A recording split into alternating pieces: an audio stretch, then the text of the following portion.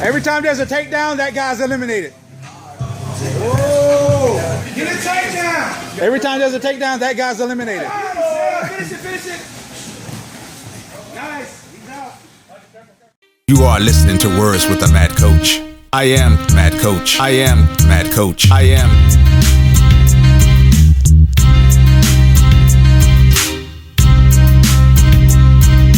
I am Mad Coach. I am Mad Coach. I am.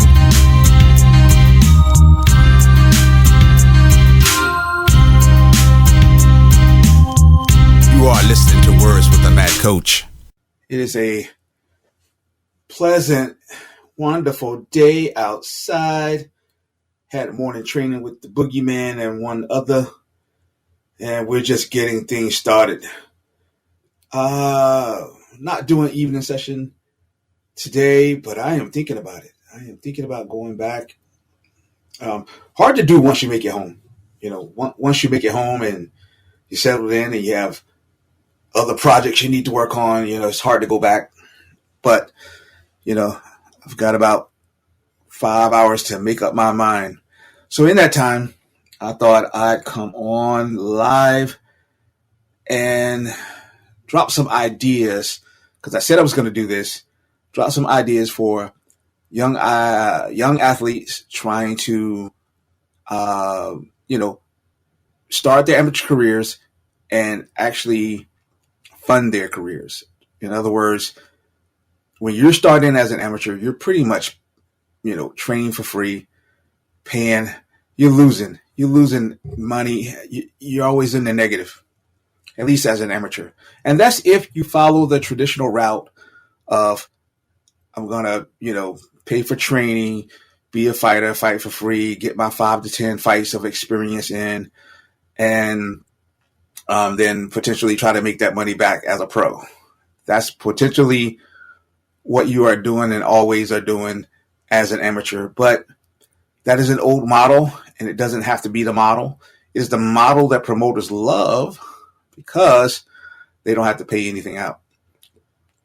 But if you look back in history of the fight game period, boxing, kickboxing, that wasn't always the case. It wasn't always the case that, you just follow that structure. It's just that way now. And a lot of it has, it's easier for the promoter just to have a bunch of fighters who want to fight, and they don't have to pay them anything. They don't have to get sponsors. They don't have to do anything. It's really easy for the promoter. And the people they do look out for, I guarantee you those people are in their network. They have some form of invested interest in that athlete long term. They're associated with that gym. Or maybe it's a gym that they run themselves.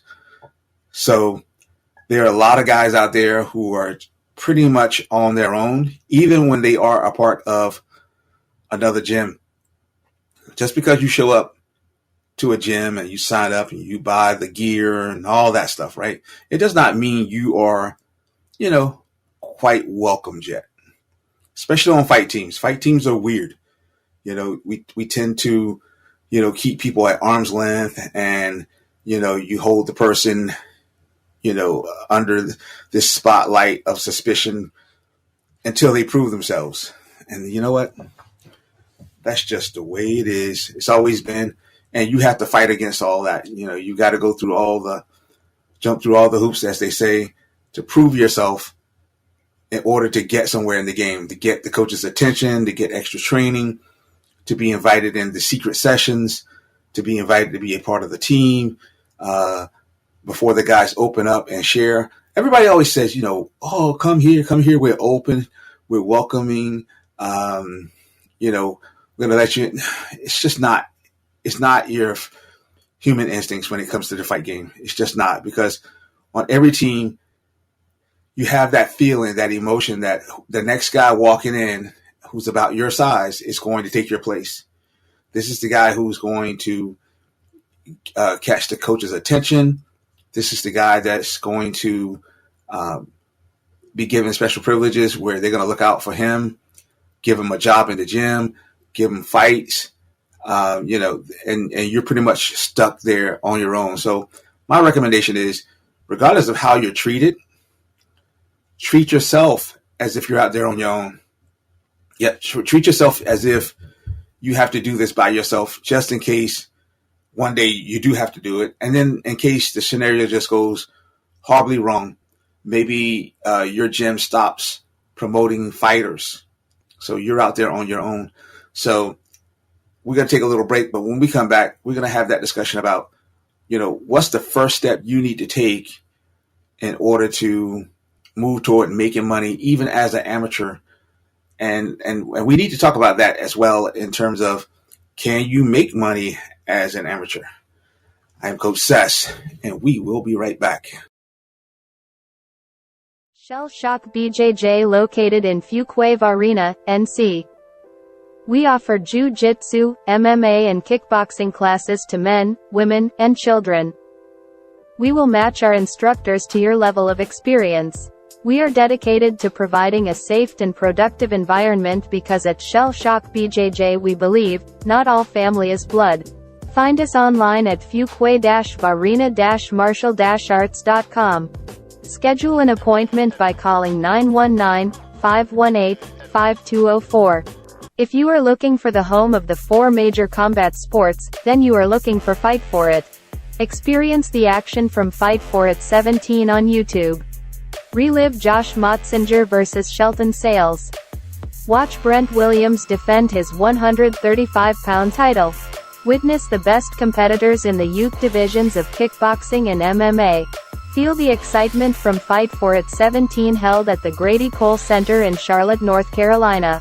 Also, you can follow the action on the Fight For It Facebook and Instagram pages. Team Rock Fayetteville, North Carolina offers services in various combat sports and real-world training for civilians and military forces alike. Team Rock has produced a long history of champions and has trained multiple fighters who have fought in Cage Fury Fighting Championships, King of the Cage, Bellator and the UFC. Call 910-487-8326 for more info or email us at teamrock.fayette@gmail.com. Okay, so we're back, and did you get to see that amazing card from UFC Fight Night on Saturday in Austin? Let me know your thoughts. I'm surprised that some of the athletes that I know and train didn't watch that fight. And here's the thing. There are certain fights that guys will save themselves up for. A lot of guys will wait until the pay-per-views and only watch the pay-per-views. That was one of those fights that was a hidden gem. And they've had about 2 or 3 in the course of 2023. And I have to, go through my notes and look back and say which of those 3 fight night shows. And I'll have to be fair about it. They were always shows that had a majority of finishes versus the number of fights that went the distance. But it wasn't just the outcome that made the fight special. It was the actual matchup itself.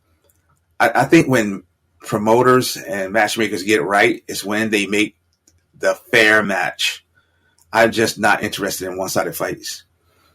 And, that's something that you as a fighter growing up in the game can learn early on. There's a lot of things that fighters can just do for themselves in the beginning if they really want to take their career seriously, instead of leaving it in the hands of someone else. I like to work with my fighters in a relationship in the sense that, yeah, I'm your coach, but there are some things, on the business side that you should know up front, so that 1, we're speaking the same lingo, and 2, when money does enter into the picture, it's not weird, because you're the one that's putting out that physical effort, and I'm the one who's investing that time to help get you to that point, and that's another discussion for another day when we talk about what your cut is, whether or not you need a manager, all these different aspects of the game. There's just so many. It's multi-layered. But the people who know the game, they would have you believe that certain things are in place and they have to be that way and will always be that way.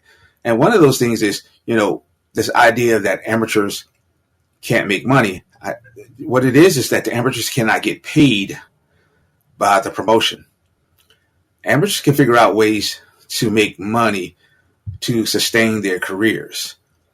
That's not exactly against the rules, and it's, from my perspective, it's highly encouraged, highly encouraged. So how do we get started? What's the first thing we need to do? So I'm going to give you steps 1 and 2. Number one, because they kind of go together. You've got to be good at what you do. Honestly, whether you're talking about sponsorships or you're talking about the promotion paying you or taking care of some of your expenses, what have you, you've got to give them a reason to take care of you. You've got to give them a reason to pay you. All right. So you're going to have to be good at what you do. And then that just comes down to a question of how do you measure quality? How do you measure the value that you are bringing to the table? Everyone says that they're talented. Everyone says that they're good enough.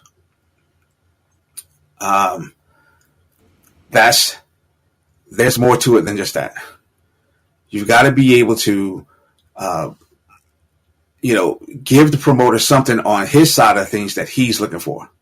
For instance, if the promoter is putting on a show in your town, in your area, can you sell tickets? Can you sell tickets? That's one way that you provide value. All right. Are you going to go in there and get yourself hurt, knocked out? It doesn't give the promoter confidence to put you on the show. Do you have a track record of getting yourself hurt? Does not give them the confidence to put you on a show. All right. So there's some value that you're going to have to bring to the table, and it starts with you being talented, good at what you do. Because you just can't say, oh, I can bring 100 people. That's not, in the total scheme of things, that's really not good enough.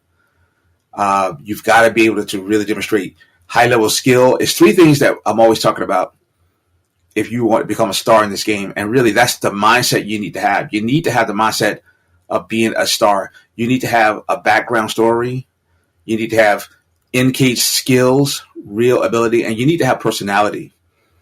And everybody smack talks, Yo, I can talk about your mother.